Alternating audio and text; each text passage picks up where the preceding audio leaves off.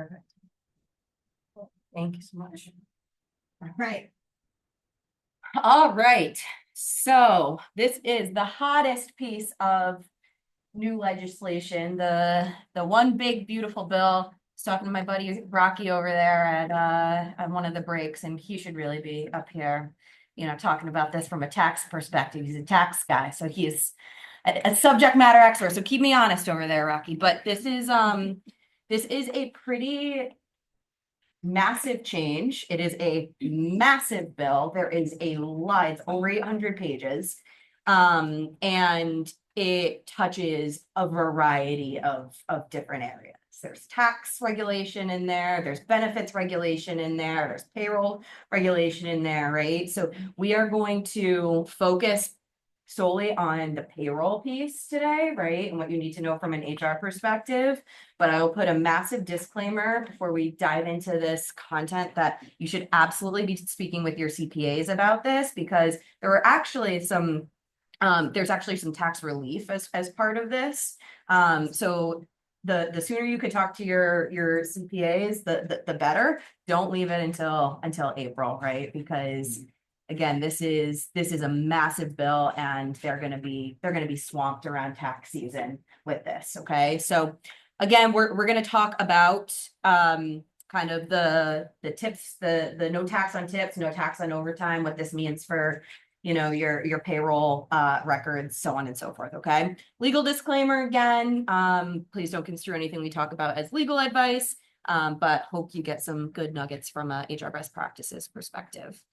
Another disclaimer, much of this can be subject to change, right? So what we're going to talk about is what is in place at this very moment in time. We are waiting for quite a bit of guidance still around the logistics of how this is all going to work, right? So definitely something to continue to keep an active pulse on. So in terms of the lineup, we're going to talk about payroll, tips, and overtime. We're going to go through some FAQs. We're going to give you an employer checklist, and then we'll have time at the end for some Q&A. Feel free to ask me anything about this and or what we talked about earlier as well. Show of hands, who has employees who are tipped employees in the room? Oh, you're the lone soldier, my friend. Well, we have to have more people that make overtime, right? Everyone has non-exempt employees who make overtime. All right, there you go. You're in good company. But we'll start with the first part, no tax on tips for you. So as part of this bill, they've said you are not going to be taxed on tips and you are not going to be taxed on overtime, right? But of course, there's provisions within that. So if we talk about the no tax on tips piece first, this bill allows workers in tipped occupations to claim a tax deduction for qualified tips received, right? When they talk about qualified tips, they mean voluntary tips, right? I go to dinner, I sit down, get a $50 dinner, and I say, okay, I'm going to tip, my wait staff, 20%, right? Or 22%. I have the choice of what I tip that person, right? It includes they define it as cash, which obviously includes, the green paper, but also checks, electronic payments, and tokens such as casino chips. What this does, I know, very specific. What this does not include is, we've all been to restaurants, right? We have a party of 12 and there is a service fee that's associated with large group, right? That is excluded from this, right? So if you have that for your business, that is not something that employees will be able to take a deduction on. It is solely voluntary tips, right? Or any, event fees or, event percentages that may be imposed. Anything that, yes. So that means no tip makeup too. Tip makeup does not fall within that. Tip, yes, right. Yeah. So exactly. So it's solely what the customer chooses to provide in tips. Okay. So right now, this is effective from 2025 to 2028. Who knows what's going to happen beyond that? We will see, but keep that in mind as we talk through some of the FAQs as well. The tax deduction is capped at $25,000, right? So that is the maximum amount someone can claim the deduction, the maximum amount of tips that someone can claim the deduction on. And it is subject to income limit. So for a single filer, the income limit is 150,000. For joint filers, 300,000. Again, yes. It is a sliding scale, right? So if someone earns above that, I believe it's every $1,000 above that, it reduces. Yep, great question. We already talked about the automatic gratuities and service charges. In order for someone to claim this deduction, they have to have a social security number. So if any employees are working for you or using an ITIN number, that is, they have to have a social in order to be able to claim this when they go to file their taxes. And it will need to be identified on the W-2. This is still the big question mark that exists out there, is exactly how this is going to be reported on the W-2. So we're waiting for IRS guidance on that, but we'll talk about what we have thus far. What's that? Correct. Yeah, they just did like a massive furlough. Yeah. Yep. Like massive. So all of this stuff that we're, waiting to hear about, who hopefully it can get into place in the time we need it. The good news is, which we'll talk about, there is transition relief for 2025, right? So for those of you who were around when the ACA went into effect, they gave a little bit of grace period right before they imposed these penalties and fines that no longer exist, but they have said that they'll provide transition relief in 2025, which great, because we don't have the information that we need in order to do this yet. So that is the no tax on tips. Now, this is kind of the most recent update. They originally in the legislation, they said, yeah, this is just based upon occupation, just available to people in occupations that customarily and regularly receive tips. Well, what does that mean? So the IRS actually has released a list of what those occupations are. Surprisingly, there are 68 qualifying tipped occupations on there, so it's a pretty long list. What they've done is they've broken it up into categories, to 8 categories, and they've assigned 3-digit codes to each of those categories, and that is what's going to be reported on the W-2. Right now, the guidance we have, and it sounds like they're going back and forth a little bit on how this is going to be reported, is that occupational code needs to be reported in box 14B on the W-2, right? So more to come there. That this is very up in the air. However, they have released this list. For the purposes of today's conversation, I didn't include every single occupation that's under there, but these are the 8 categories. I mean, your restaurant, yours is pretty straightforward. So anyone earning tips, is going to be eligible for this. Okay. But if anyone's interested or needs to look into and confirm if any of their roles do fall under one of these qualifying occupations, you can go on the IRS website, and this list has been published. Okay, now we have no tax on overtime. So kind of similar vein, right? They're offering a tax deduction that's capped at, for a single filer, $12,500 in overtime. For joint filers, $25,000. It's subject to that same income limit. So single filer, $150K, joint filer, $300K. This is the really, really tricky part. Okay. So for this, the deduction is only eligible on wages that are, or overtime that's required by the Fair Labor Standards Act. Okay. So that is the federal law, that the federal wage and hour law that says, a non-exempt employee is eligible for overtime for any hours worked over 40 in a work week, right?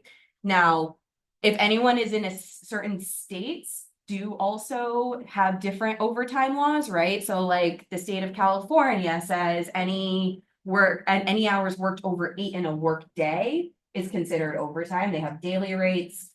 Colorado does that as well.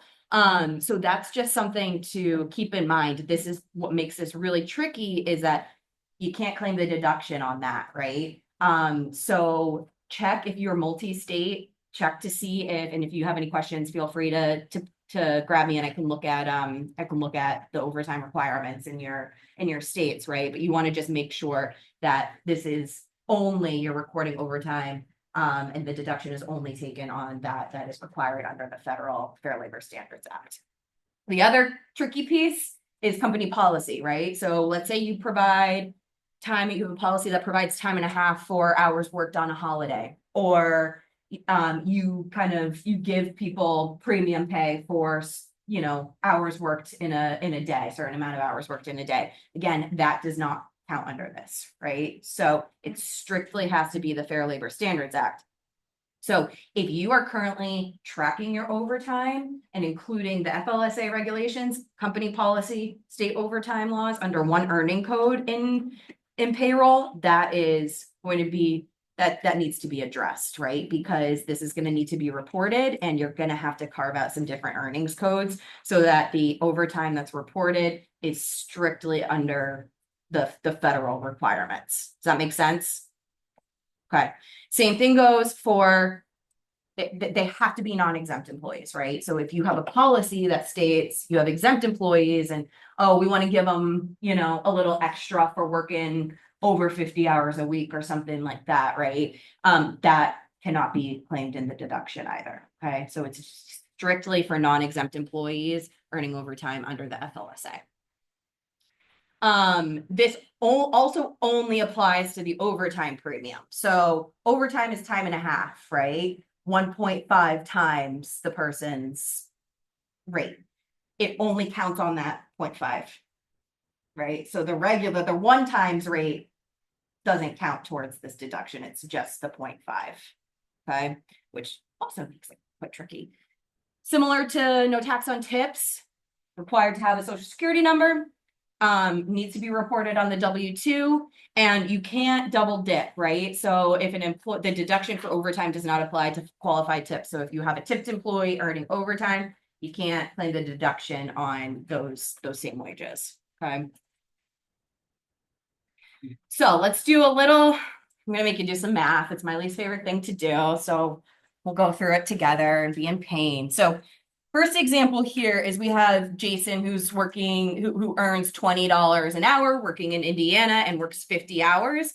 So under federal FLSA, how many hours of overtime does that? 10. Yep.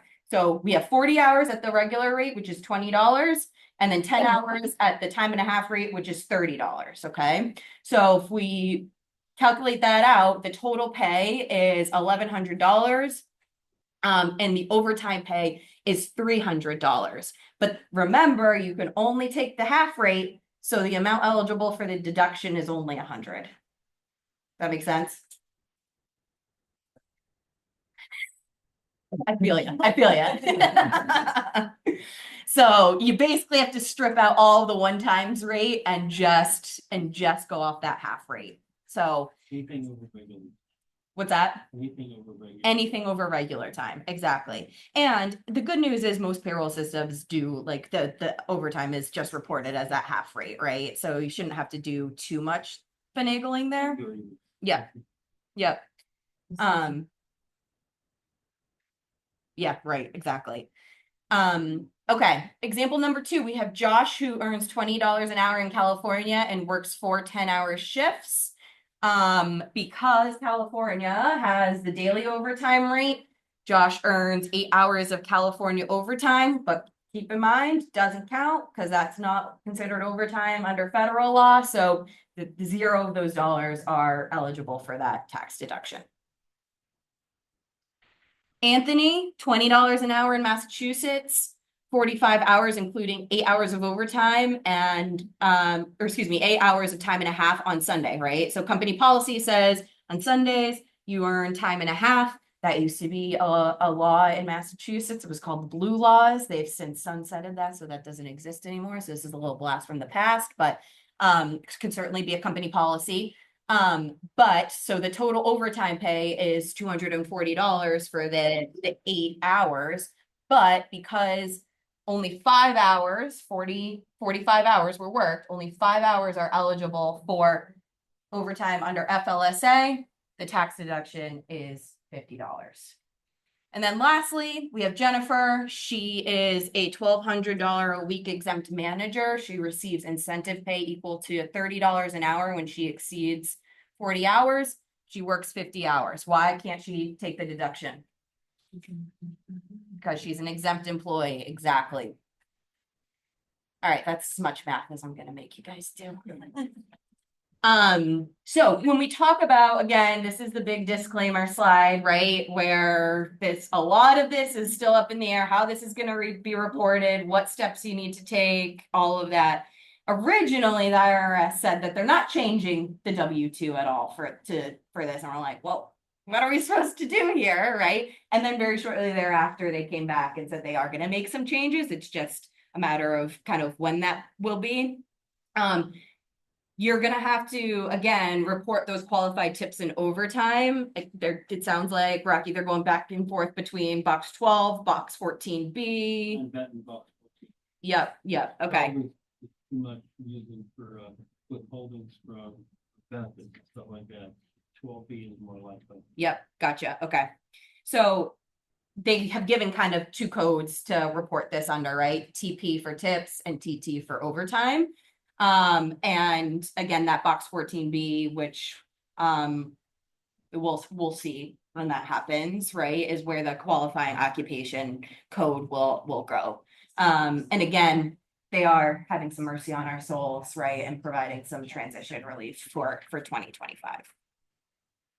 So with all of this, we have gotten peppered with many questions around this, right? And kudos to some of our clients, right? People are getting really creative out there to find ways to, to maximize this, right? So one of the questions that we're seeing is, should I change employees from exempt to non-exempt, right? I have an employee, will it end up putting more money in their pocket, right? If I have an exempt employee right now who earns $75,000 a year, if I bump them down, but he consistently works about 50 hours a week. If I bump his salary down to 50,000, right, and allow him to earn overtime and take that deduction, like, does that save me money? And does that then, save the employee money? Or is it advantageous to the employee? There are a ton of considerations with something like that, right? Of course, the deduction limits, we have to be mindful of that. Consistency and schedule as well, right? Like, what happens if the busy season hits and this person is now working 80 hours a week and you're taking a massive hit and having to pay out a ton of overtime, right? On the flip side, what happens if the employee is no longer consistently working 50 hours a week, right? And they're not earning overtime, then that's a pretty big salary decrease, right? So you just want to be mindful of that. So consistency in schedule is something that you need to think about. You also need to think about household income limits. That's not information we necessarily know, right? And so depending on what those income limits are, they may be restricted in terms of the deduction. Eligibility is something to consider, right? So when, if your policies are crafted around like an exempt versus non-exempt employment category, right? Or, certain benefits are offered to different classifications of employees, that's something to consider. You also, with non-exempt employees, you have to track time. So now you're keeping track of their timesheet, and that's more of an administrative challenge. And then the big consideration too is the end of the program. We don't know if this is going to continue beyond 2028, right? So just got to think about that as well. And then I lost my train of thought. I'm sorry. I had something very profound to say and it just, escaped my brain. But this is something that I really caution if anyone's asking questions, anyone who has a very entrepreneurial spirit is asking questions around this, like, I really caution you strongly to think about it. This would be something that could get really tricky. I remember what I was going to say. It could also, if you're switching exempt, non-exempt statuses, it could potentially jeopardize your exemption, right? So anyone who's an exempt employee, right, you might jeopardize that exemption for them, and it could be tricky to kind of navigate them back and forth. So cautionary tale there. If anyone has been, breathing this bill right before it got passed, you may have heard rumblings that there were going to be some AI provisions in there. Essentially what they were talking about was cutting funding to any state that regulated or restricted AI, right? So more and more states are putting AI regulations in place, and there was talks that if they do that, then they're going to cut the federal funding to those states, right? This did not end up getting passed. It was not included in the final version of the bill. So we do expect to see more states pass laws and regulations around AI. So that's just something to keep an eye out on and continue to monitor closely. Does anyone use an ICRA here? How do you like it? Our first year, they really liked it. I didn't have Yeah. really the complaints I usually have. Is that right? Interesting. How about you guys? It's our first year too. Okay. And, So far, so good, or? yeah, Well, it's not even our first year, it's like our first month. first month. Yeah. Okay. Oh, yeah, you're fresh on the scene. Yeah, we'll let you know later. Yeah, okay. Yeah. Excellent, excellent. It's another month. then. I saw your hand back there Yeah, too. we also just sign up for. Interesting. It is, we are seeing that we are having more and more conversations around ICRAs with our clients and anticipate having, like, this is probably going to be a trend we're going to see going into the future. For those of you who are not aware of what an ICRA is, it stands for an individual coverage health reimbursement arrangement.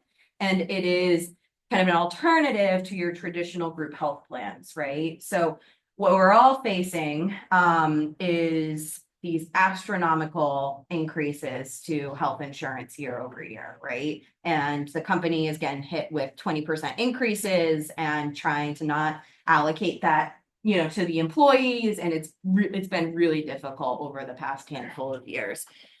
So an ICRA, what it does is it allows the employer basically to give the employees an allowance, right? And the employee can go out and secure their own health insurance based upon what their needs are, right? Because in a workforce, you may have someone who is, fresh out of high school or college, right? And don't need a super comprehensive health plan and just want to go for the cheapest option. Or you may have someone who has, more expansive healthcare needs, and you're giving them the option to choose for themselves what they need and pay what they need ultimately, but still helping giving them that allotment, right? So one of the things that they they initially talked about providing some enhanced level of flexibility when it came to ICRAs in the bill. It did not end up in the final bill. They were saying we're going to rebrand it to be called choice arrangements, allow employee contributions to be pre-tax, and provide a tax credit to employers who offer an ICRA plan. But that did not end up in the final version. Who knows what's to come of that?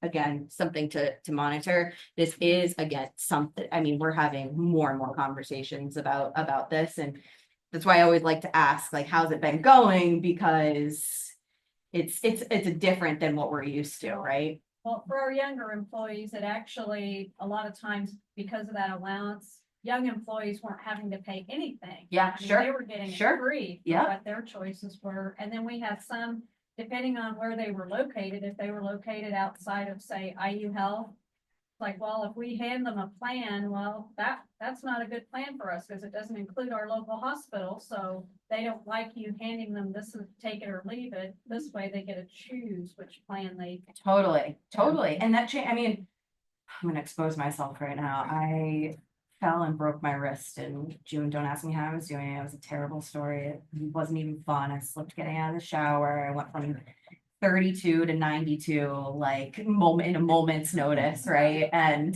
I had my Frankenstein scar right here. I needed to get surgery, right? And so now I am in a period of time where I have to go to occupational therapy 3 times a week to get my range of motion back, right? And what I needed in a health insurance plan prior to that fall and what I need now is two completely different things, right? So to have that choice as an employee you know, more and more, it's attractive. What you end up losing out on a little bit, and I'm curious to hear everyone's kind of experience with this, is that broker relationship, right? Like if employees have specific questions about their plan, every employee could have different plans, right? So it's they don't have that person to turn to I think I as they did. got a decent customer service person. for What provider do you use? Remodel. Remodel? Yes, Okay. They, that was their big takeaway, was their customer service and like being able to call. Yeah. and have a rep available. Good. That's good to hear, because that's been the biggest kind of downfall that I've heard from our I think clients. that's what they're pushing lately. Yeah, Yeah. well, it's so new too, right? Remodel is who we use. And they Okay, have good customer service. that's good to know. How about you? Do you use remodel? No. Okay, I've heard- okay, all right, that's good to know, because that's, I mean, for me, it's like, that's been the biggest downfall. So if that's hasn't been your experience and that's coming up to snuff, this could be a really attractive option for employers of all sizes. Like I work with a home care company that have 15,000 employees, and they just implemented an ICHRA. But it also, for smaller businesses that can't necessarily afford a traditional plan, could be really beneficial as well. So just something to keep your ears peeled for, and potentially as you're going through renewals, talk to your broker about. As a standard, like we have a health insurance broker, would they want to do an ICHRA or would they not? Good question. I would imagine not. They typically don't have any stake in the game, right? So it has involved kind of independent research. Did you go through your broker when you secured and they were willing to help? I Okay. mean, there was a disclosure, they get so much. I mean, of each person that Yeah. jumps on the plan, they get so much. Yeah. The broker still gets paid. Yeah. The broker's got 3 or 4 different health insurance plans that they can connect them with, I guess. So I mean, it's basically the employee goes through the exchange to secure their own plan, right? So they have a plethora of Right. options, Okay. right? Yeah, so you basically just decide how much you want to allocate and have a partnership with the Like vendor. 75%, Yep. 80%, depending on how much employer wants to pay versus employee. Yep, exactly. Yes, Our brother's out with us and help us. nice, that's good. Yeah, for a couple of our clients, they've reached out to the broker and like broker's like, I don't know anything about that, or, no, let's go in this direction. But it sounds like, I mean, this is becoming more of a thing, so I think brokers are getting smart about it, right? And building those Getting their relationships. fees. Yeah, exactly, Yeah. exactly, getting some kickback and creating those relationships with the vendors to partner. Because I mean, without a doubt, this is gonna be something that we see. Just the past 3 years, it is exponentially grown. So that's really interesting to hear. All of you just implemented it this year, because we're definitely seeing it. Last year. So Okay. We're probably gonna take it a second year now. Yeah, okay, good, excellent, good stuff. All right, here's your checklist. So, first things first, you want to examine how you report tips and overtime and payroll. Like we talked about, you may need to add some additional categories depending on how you report your tips and how you report your overtime. And if you lump your overtime for company policy OT, state OT, and federal OT, you may need to break those things out. And then just making sure that you're tracking accurately, right? Because this is going to have to be reported, and employees want to get their deduction, right? So if it's not reported correctly, you're definitely gonna hear about it. The big piece of this is providing employee and management education, right? We've had clients get a lot of questions from employees saying, well, why are you still taking taxes out of my tips? Or why are you still taking taxes out of my overtime? That's gonna happen, right? This is a deduction that you can claim when you go to file your taxes. Okay, so just that re-education piece is something that we have found to be important. We do have an employee communication that we put together and provided to our clients that they could use to push out to their employees and help those conversations and help them be educated on this. So if anyone would like a copy of that, come see me. I'll give you my card, and yeah, you can shoot me an email and I can get that over to you. But that education piece is important. You also want to examine your roles, your job descriptions, your strategy around this. Again, like our team is consulting with clients and just talking about, okay, do we want to keep our service fees? Do we want to like do we want to change any classifications? How do we manage this, right? So definitely sit down and take some time to do a brainstorm session. Allow for additional time for tax prep this year, right? Again, speak with your CPA early, definitely get in front of them. They're gonna be fielding a lot with this, so the sooner the better. And then stay tuned for changes and departmental updates we're gonna get. It's gonna be until the 11th hour, people. I guarantee you that we're gonna be watching this thing, and then, and it always happens at like on a Friday at like 4:52. Yeah, exactly. Right when everyone's leaving for the day is when the big legislation drops and all the, guidelines drop. So keep an eye out. But we're here to support you if you need any help or want any consult on that. Okay. Questions? How'd I do, Rocky? You're fine. Excellent. Anything you want to add?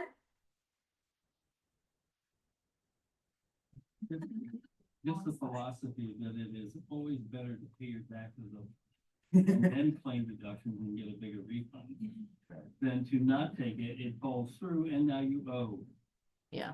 And that is even worse because they contribute penalties. And we don't want that. Tell your people that. Yep, absolutely. I've been doing this for 30 years. There's no sort of change, but this is insanity. Insanity. It's insanity. It is.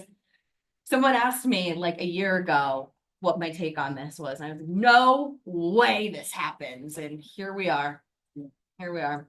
But all right. So those of you who are SHRM certified, the 2 sessions that I did today, we have recertification credit for you. So that's in your packet. Feel free, put that into the SHRM PCD system and you'll get a credit for your participation today. So that's great.